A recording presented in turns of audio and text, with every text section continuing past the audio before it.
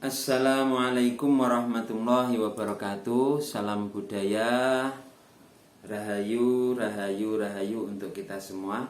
Dalam kesempatan yang berbahagia ini, marilah kita belajar bersama terkait dengan pusaka peninggalan leluhur Nusantara yang perlu kita rawat, kita lestarikan, baik dari segi fisik maupun filosofi yang ada di dalamnya. Harus kita babar, kita ceritakan sebagai wahana untuk mendalami pusaka itu, sehingga pusaka itu dapat memotivasi kita untuk menjadi lebih baik. Ya. Pusaka itu istimewa dalam hal fisik maupun non fisiknya. Atau kalau orang pusaka bisa mengatakan istimewa dalam hal eksoteri maupun isoterinya. Ada orang yang hanya suka eksoteri, ada orang yang hanya suka isoteri, ada yang orang suka kedua-duanya. Silahkan kita ada di posisi mana, yang penting sama-sama kita mencintai pusaka sebagai peninggalan genuine, asli dari pemikiran leluhur Nusantara dahulu. Pusaka yang akan kita bahas pada kesempatan kali ini sangat bagus ya, dengan warongko yang bagus ini. Jenisnya warongko ini adalah warongko kayu timoho. Bagus kan? Peletnya terlihat dengan jelas warnanya. Bisa kita lihat. Peletnya jelas ini. Kemudian bentuknya ini juga sepuh.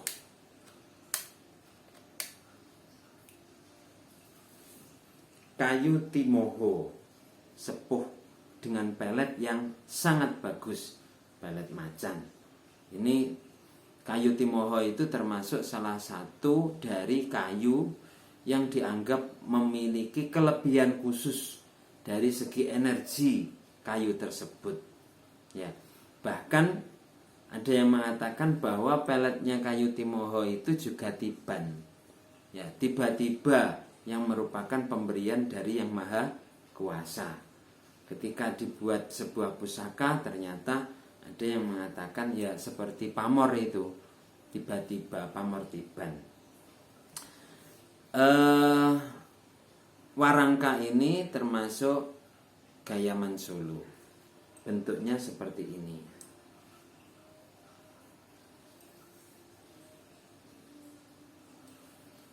Kemudian isi dari warangka ini apa? Akan kita coba bahas. Bismillahirrahmanirrahim.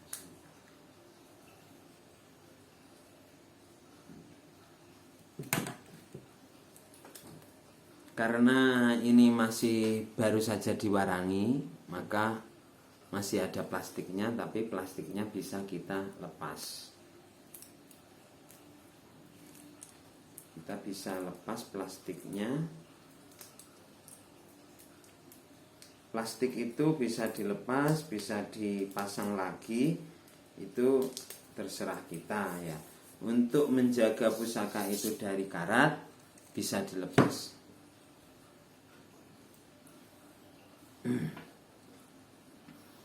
Jenisnya ini adalah tilam sari dengan ekor panjang. Ya. Lebih besar daripada tilam upih. Ada kemudian pijetan tikel alisnya, ekornya panjang. Biasanya tilam sari itu ada yang pakai greneng, ada yang pakai tingil, ya. Ada yang ekor panjang saja, ya. Untuk tilam ini memiliki pamor yang sangat istimewa, ya. Yang bagian tengah gonjonya ini dinamakan Rojo Temenang, Buntar 1 ini. bisa juga masuk winih ya, benih kebaikan masuk di bilahnya. Bilahnya ini juga termasuk istimewa, karena di dalam bilah ini ada seperti orang yang lagi bertapa. Masuknya adalah pamor Rojo Gundolo. Ini adalah pamor yang tiba-tiba, tidak direncanakan. Seorang empu itu membuat pamor pusaka, ternyata tiba-tiba keluar pamor Rojo Gundolo seperti orang bertapa ini. Mungkin bisa dikatakan seperti orang lagi sholat tahiyat akhir, bisa dikatakan sebagai mirip orang bertapa. Kemudian bagian sampingnya ini ada samping yang depan, jadi ini bagian depan ya, gandek depan, ini bagian ekornya. Bagian depan ini ada pamor seperti frame gitu ya, ke atas terus ngeframe ke atas. Ini juga ngeframe atau mengurung. Yang samping juga begitu, mengurung yang sampingnya ini. Karena mengurung ini ya, baik kanan maupun kiri ini bisa dimasukkan pamor wengkon. Karena wengkon di dalamnya itu ada isinya, bisa dimasukkan pamor wengkon isen. Ya, ini. Wengkon isen. Jadi ini ada isinya. Isinya kalau kita lihat di sini ada semacam bulatan-bulatan kecil yang bagian atas ya. Bagian atas ini ada bulatan-bulatan kecil turun ya. Karena bulatan-bulatan kecil ini jumlahnya banyak turun, itu bisa dikatakan sebagai waswutah, turun ke bawah. Mengkon waswutah. Nah, untuk pamor seperti itu penjelasannya. Kemudian kalau dilihat dari filosofinya ya, tilam itu dikenal ada dua, ada tilam upeh, ada tilam sari. Bedanya sama-sama tilamnya, yang satu upeh, yang satu sari. Apa perbedaannya? Tilam upeh itu lebih ke arah physically, artinya tikar yang bersifat fisik. Seperti tikar fisik itu bisa kita jadikan sandaran rumah kita, bisa kita tempati, bisa kita pakai ya secara fisik ya. Kemudian lahan-lahan kita secara fisik itu banyak di mana-mana. Itu harapan tilam sari, tilam upeh itu hal-hal yang bersifat seperti itu ya. Kalau tilam sari filosofinya nanti lebih ke arah ruhaniyah, sarinya. Jadi sari dari tikar tempat tinggal, kepemilikan kita itu sebenarnya bukan hanya masalah fisik, tetapi masalah batin ya, agar kita itu lebih bahagia di dalamnya, agar benar-benar keberkahan itu ada di dalamnya, agar benar-benar sarinya dari tempat tinggal itu ada pada kita. Sarinya itu ya kebahagiaan hakiki itu. Karena ada orang itu kelihatannya punya rumah yang besar, kelihatannya mobilnya banyak, kelihatannya pekarangannya luas, tetapi pada hakikatnya dia itu tidak bisa hidup dengan bahagia, baik dengan istrinya, anaknya, keluarganya, ataupun karena dia banyak masalah dalam kehidupannya. Jadi walaupun dia itu kelihatan ya kaya raya, tetapi sebenarnya dia itu miskin ya. Apakah ini yang dinamakan dengan kebahagiaan hidup? Pasti bukan. Kebahagiaan hidup itu adalah kesesuaian, ya, keseimbangan, ya, kesempurnaan, baik itu zahir maupun batin. Jadi kita memiliki rumah yang bagus, mobil yang banyak, kemudian tempat tinggal yang luas, pekarangan yang luas, ditambah batin kita itu tentram di dalamnya. Istilahnya sakinah, mawaddah, warahmah, bahagia zahir maupun batin. Sakinah itu mungkin bisa identik dengan tilam upih, ya. Mawaddah itu apa? Sakinah itu kan sakana, bertempat, ya. Sakinah, sakana, bertempat. Mungkin bisa dikaitkan dengan tilam upih. Mawaddah itu kasih sayang, ya. Kemudian warahmah itu turunnya rahmat kepada kita sehingga bisa bahagia. Sehingga ada istilahnya kalau dalam pusaka, yaitu ada tilam upih, tilam sari.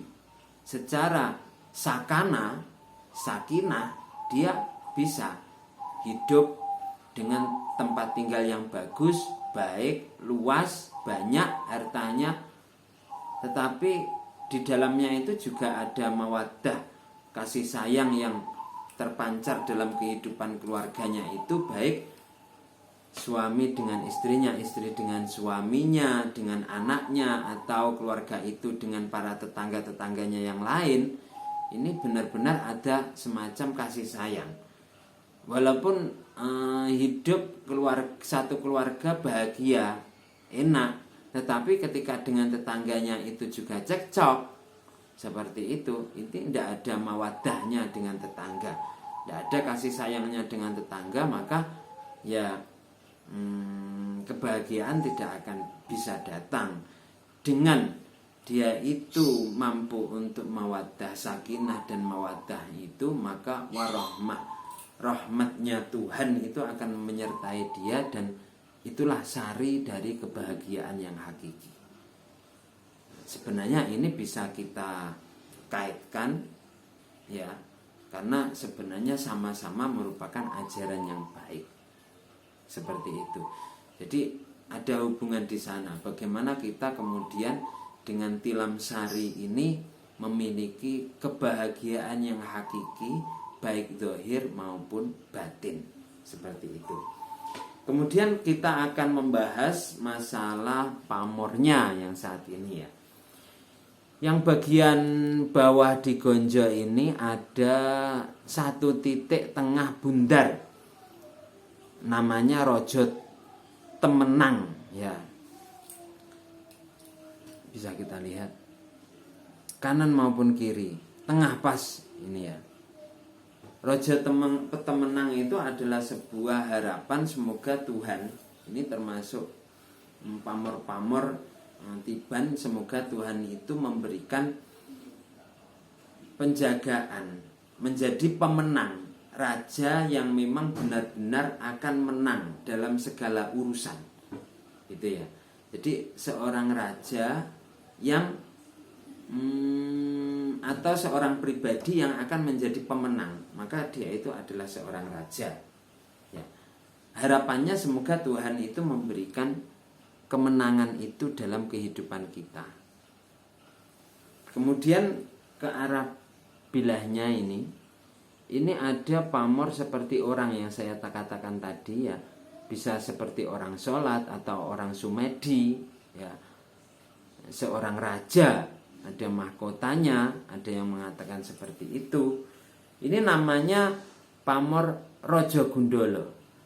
Pamor Rojo Gundolo itu sebuah harapan, semoga Tuhan itu dengan pamor itu memberikan kekuatan berupa penjagaan kepada kita, ya. Kita dijaga oleh Yang Maha Kuasa, ya. Pamor Rojo Gundolo ini biasanya ada di bawah dan bentuknya seperti orang. Ini tiba-tiba pusaka itu ada pamor Rojo Gundolonya. Kalau kita lihat yang sampingnya ini masuk selewah, beda kanan dan kirinya. Ada Raja Gundala dan ada yang tidak Raja Gundala. Selewah. Selewah itu kalau terkait dengan dua bilah pusaka kanan dan kiri yang tidak sama, ya, itu bisa bermakna multikulturalisme. Kalau makna dari selewah artinya Bhinneka Tunggal Ika, berbeda-beda tetapi tetap satu juga, berbeda akan tetapi tetap dalam satu bilah pusaka, ya.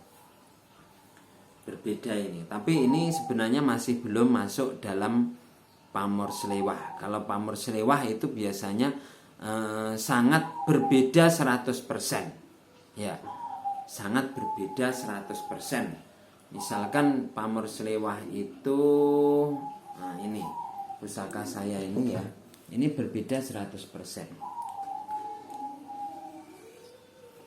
Yang bagian sini kelengan, kemudian gonjonya ada pamornya, kemudian yang bagian sini ini gonjonya kelengan ganti, yang bagian bilahnya ini ada pamor pendaringannya. Jadi beda-beda, kanan dan kiri beda. Ini jenis selewah, ya. Kalau memang benar-benar 100% selewah seperti itu, ya. Tetapi ini paling tidak ada perbedaan kanan dan kiri. Ini termasuk unik, antik. Bisa masukkan selewah, bisa juga tidak. Nah, kemudian pamor yang berikutnya, ini pamornya berupa pamor wengkon. Wengkon itu ada semacam garis samping dari bilah atas ke bawah, bilah atas ke bawah, kanan dan kiri. Yang bagian depan ini, yang bagian belakang ini, ya. Kemudian sampingnya juga seperti itu. Ada pamor yang apa namanya, wengkonnya kanan dan kiri. Ini pamor wengkon. Wengkon itu ada yang wengkon saja, yang ada yang wengkon isen. Untuk isinya itu bermacam-macam. Ada yang isi pendaringan kebak, ada yang isi wahyu tumurun, ada yang isi waswutah, ada yang isi ngulit semongko. Isinya beda-beda, ya. Untuk pamor yang ini, ya, wengkon yang ini sebuah harapan semoga dia itu selalu dilindungi. Jadi kita seperti dikurung, dilindungi oleh Yang Maha Kuasa. Seperti itu. Istilahnya kalau di Israel itu memiliki anti roket gitu, ya. Yang tidak bisa menembus Israel itu karena ada antinya. Setiap ada yang menyerang itu selalu anti roketnya itu melindunginya. Ini hanya contoh saja dikaitkan, tapi ya tidak seperti itu. Intinya kita itu selalu dilindungi oleh Yang Maha Kuasa. Ada semacam pagar yang menyelimuti kita, ya. Istilahnya kalau di Islam itu ada istilahnya rajah kurung, ya. Kita bisa membaca lafaz-lafaz tertentu, misalkan lafaz dari ayat kursi dibaca 7 kali, diniatkan untuk melindungi kita. Ketika kita datang ke suatu tempat takut, dilindungi itu. Dibaca seperti kita kurungkan itu bisa melindungi kita. Ya, kalau di Islam seperti itu. Sebuah harapan semoga Tuhan itu juga melindungi kita dengan kurungan rahmatnya itu. Dalam setiap hari kita dilindungi, ya. Kalau kita baca lebih dalam, ini nanti di atas ini kita bisa melihat ada bintik-bintik di dalam kurungan itu, bundar-bundar yang turun menurun banyak jumlahnya. Ini bisa dimasukkan waswutah, sehingga mengurungi beras wutah kita. Beras waswutah itu sebuah filosofi kerezekian, ya. Terutama rezeki kita itu dikurungi oleh Yang Maha Kuasa. Tapi waswutah, kerezekian itu Jangan dianggap bahwa terkait kerezekian itu, rezeki itu hanya bersifat fisik saja. Rezeki itu ada juga yang bersifat non fisik. Ya, rezeki itu jadi tidak hanya berupa uang, beras, ataupun hal-hal yang bersifat fisik saja.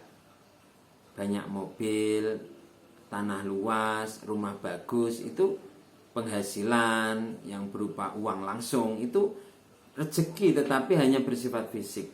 Rezeki yang bersifat non fisik itu antara lain juga keimanan kita kepada Tuhan, kebahagiaan kita, ketenangan dalam hidup kita, ya, sakinahnya kita, mawaddahnya kita, warahmahnya kita dengan keluarga kita, anak dan istri kita, selalu tersenyum setiap hari tanpa ada masalah, kesehatan kita, kebahagiaan kita, kesejahteraan kita yang bersifat non fisik, yang orang tidak bisa melihat, itu banyak. Ya, kadang-kadang istilahnya orang itu kan sawang sinawang, ya. Kita tidak akan bisa tahu. Kadang-kadang ada orang yang sederhana tetapi hatinya sangat bahagia, ada. Ya, itu dia mendapatkan rezeki non fisik langsung dari Tuhan yang luar biasa besarnya. Ya, ada orang yang rezeki fisiknya banyak tetapi kebahagiaannya tidak ada, maka dia hanya mendapatkan rezeki fisik saja, rezeki non fisik tidak dia dapatkan. Maka harapannya kita itu diberikan rezeki baik fisik maupun non fisik. Dan rezeki itu akhirnya dikurungi ini, dijaga rezekinya. Dengan rezeki itu dijaga, maka aman kita. Dan akhirnya kalau sukses, sukses terus. Hidupnya bahagia. Jangan sampai istilahnya muda sukses, tuanya bangkrut, menjadi hina. Na'udzubillah min dzalik. Tetapi ketika terjaga, dari mulai muda sukses, tua juga sukses, meninggal dunia terhormat, terus terkenang namanya dengan nama yang baik, itu maka sesungguhnya itu yang hakiki dalam hidup kita. Sebagaimana para pejuang-pejuang, para ulama, para orang-orang yang memiliki nama harum, ya, dia terus terjaga. Dari mulai dia hidup sampai mati, namanya itu dijaga terus oleh Tuhan, dikurungi. Itu juga rezeki yang luar biasa. Demikianlah ulasan dari pusaka ini.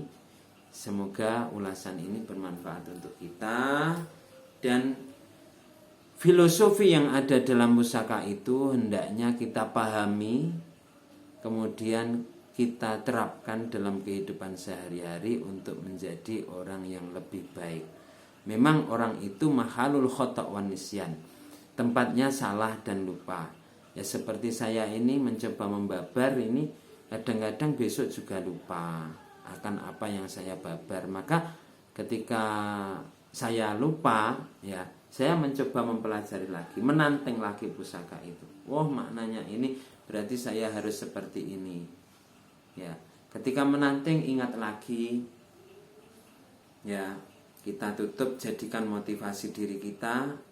Agak lupa lagi, besoknya kita buka lagi. Wah, maknanya ini. Sehingga pusaka itu bisa membimbing kita ke arah yang lebih baik. Inilah makna pusaka yang diwariskan oleh leluhur-leluhur Nusantara. Terima kasih. Semoga kajian ini memberikan manfaat kepada kita dan kita masukkan pusaka di Warangkaya. Terima kasih. Ada kurang lebihnya mohon maaf, dan pasti apabila banyak kesalahan saya minta maaf yang sebanyak-banyaknya. Saya hanya manusia biasa, kita saling mengisi untuk kebaikan. Salam budaya, rahayu untuk kita semua. Assalamualaikum warahmatullahi wabarakatuh.